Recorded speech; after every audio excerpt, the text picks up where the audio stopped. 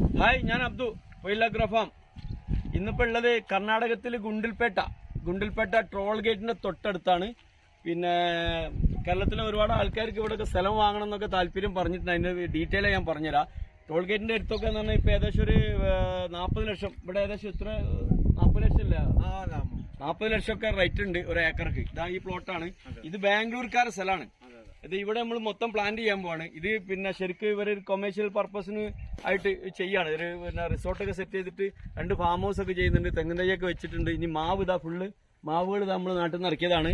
ഇതില് പാകിസ്ഥാന്റെ സൗസ, കാലാപ്പാടി, പിന്നെ രത്നഗിരി ആപ്പൂസ്, സിന്ദൂർ, ഒരുപാട് വെറൈറ്റികളുണ്ട്. പിന്നെ വിയറ്റ്നാം മേർലി, പ്ലാവിന്റെ പേരന്റെ എല്ലാ വെറൈറ്റിയും, പപ്പായ ഉണ്ട്.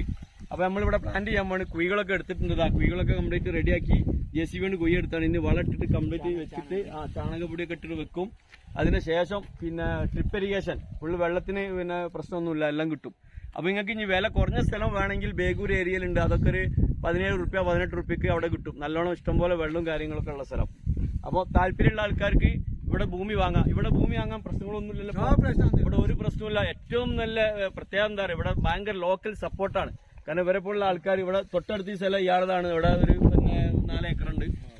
അപ്പോ ഇവർക്ക് എന്താ പറയുക, ഇവിടെ കൊമേഴ്ഷ്യൽ ചെയ്യണമെങ്കിൽ അങ്ങനെ ചെയ്യാം. അതല്ലേ തോട്ടഭൂമിയാക്കി ചെയ്യുകയാണെങ്കിൽ ഒരു പൈസ പോലും ഞങ്ങൾ ഗ്രൂപ്പായിട്ട് വാങ്ങിച്ചൊരു 9.5 ഏക്കറുണ്ട്. കറണ്ടിന് പൈസ കൊടുക്കുന്നില്ല. സർക്കാർ ഫുൾ ഫ്രീ. എല്ലാ സംവിധാനം സർക്കാർ ഫ്രീ ആയിട്ട് തരും. നാട്ടിലെ മാതിരിയല്ല. നാട്ടിൽ നമ്മൾ പറഞ്ഞിപ്പോ ഒരു ഫാം ഹൗസിലേക്കാണെങ്കിൽ തന്നെ എത്ര പൈസ വരും കറണ്ടിന്? 6,000 7,000. ഇവിടെ കറണ്ടിനൊന്നും ഒരു പൈസയും കൊടുക്കണ്ട.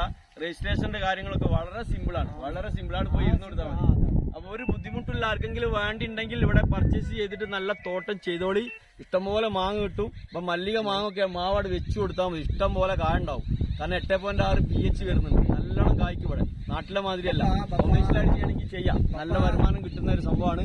ആർക്കെങ്കിലും താല്പര്യം ഉണ്ടെങ്കിൽ ഞാനായിട്ട് ബന്ധപ്പെട്ട ലാൻഡിന്റെ ആളെ ഏർപ്പാടാക്കി തരണ്ട്. നിങ്ങൾക്ക് പർച്ചേസ് ചെയ്യാം. പ്ലാന്റേഷൻ നമ്മൾ ചെയ്തു തരും. തൈകളെ പൈസ തന്നാൽ മതി. വേറെ പ്രശ്നങ്ങളൊന്നുമില്ല. Okay, by.